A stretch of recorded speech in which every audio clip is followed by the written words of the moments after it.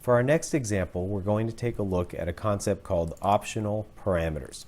Now, in the same vein as overloaded methods, which provide some level of convenience to the programmer using your class's methods, an optional parameter does a similar thing. It allows some flexibility in how a programmer calls a given method.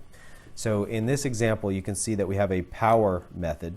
It's defined to receive two integers, a base value and an exponent value, and it's going to use this loop down in the body of the method to calculate the base value raised to the exponent power. Now you can see the new feature here in the second parameter where we've declared that exponent value has a default value or an optional value of 2.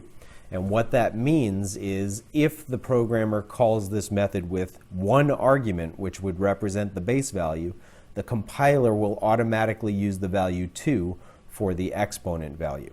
If the programmer calls the method with two arguments, then the arguments supplied by the programmer will be used.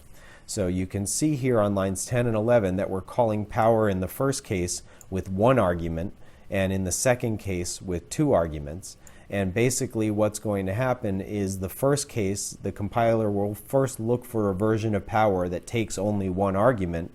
There is no version of power that takes only one argument, but there is a version of power that takes two and has an optional value for the second argument. So the call here at line 10 is really as if I had written 10, comma 2, comma 2, to raise 10 to the second power and calculate the value 100.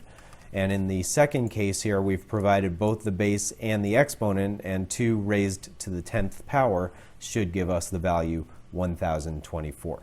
So if I go ahead and run this program, you can see here that the first call with just the value 10 as an argument produced the value 100, so we clearly squared the value 10 to produce 100. And in the second case, it used the values we supplied to calculate 2 to the 10th power for a result of 1024.